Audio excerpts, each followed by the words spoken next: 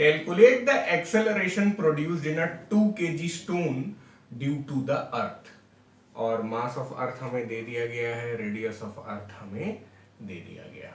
ठीक है, तो एक 2 kg की कोई चीज है वो अर्थ के ऊपर रखी हुई है, और क्योंकि यहाँ पर distance between the centre of the earth and that stone आपको अलग से नहीं दिया हुआ है, तो हमें मान के चलना पड़ेगा कि वो अर्थ के सरफेस पे ही रखी हुई है।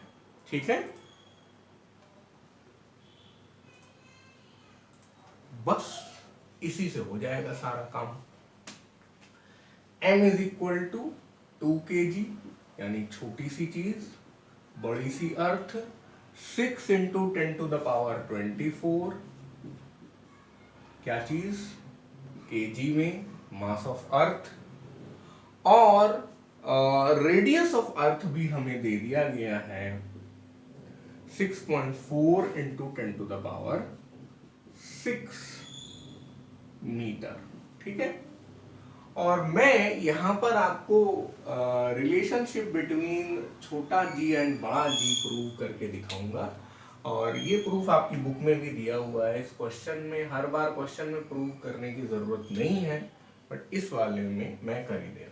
तो जैसे ये जो 2 kg की चीज है, इसका कोई अपना वेट होगा, और ये वेट आ किसकी वजह से रहा होगा, ये आ रहा होगा ग्रेविटेशनल पुल की वजह से। किसके ग्रेविटेशनल पुल, अर्थ के gravitational pull, force of gravity which earth is with which the earth is pulling that body। Earth का ग्रेविटेशनल फोर्स जिससे अर्थ उस बॉडी को अपने सेंटर की तरफ खींच रही है। तो यार वो कोई नई चीज नहीं है, वो तो हमें न्यूटन बता ही गए कि ये यार ये force of gravitation between any two bodies in the entire universe F is equal to gmm/r² होता है, जहां पे r जो होता है वो सेंटर टू सेंटर डिस्टेंस है। तो अर्थ का सेंटर और इस बॉडी के सेंटर के बीच में डिस्टेंस कितना है, कैपिटल आर ही है। यहाँ पे कैपिटल आर को आप रेडियस ऑफ अर्थ मान सकते हैं। यार ये तो पॉइंट ऑब्जेक्ट है ना, तो उस पॉइंट ऑब्जेक्ट का छोटा सा रेडियस अर्थ के रेडियस के सामने नेग्लिजिबल है ना। तो मतलब असली में मान लीजिए इस पिक्चर को देखते हैं तो ये कुछ ऐसा होगा, आप कहेंगे नहीं नहीं सर अर्थ का रेडियस आर है और वो जो छोटी सी चीज है उसका भी छोटा सा रेडियस है, तो टोटल डिस्टेंस जो है वो आर प्लस आर होगी। तो आप आर प्लस आर का होल स्क्वायर करिए, लेकिन हम लोग बोलेंगे आर टेंडिंग टू 0, तो ये फिर आर प्लस आर जो है वो टेंडिंग टू आर हो जाएगा। ठीक है, ओके, तो कोई दिक्कत नहीं है। वेट जो है वो है mg के बराबर, कोई भी वेट होगा या w is equal to mg ही होता है ना, जहां पे g है acceleration due to gravity of earth. बस m और m कैंसल हो गया, और g का फॉर्मूला हम लोगों ने डिराइव कर लिया gm/r²। इसी फॉर्मूले को अब हम लोग आगे यूज कर सकते हैं।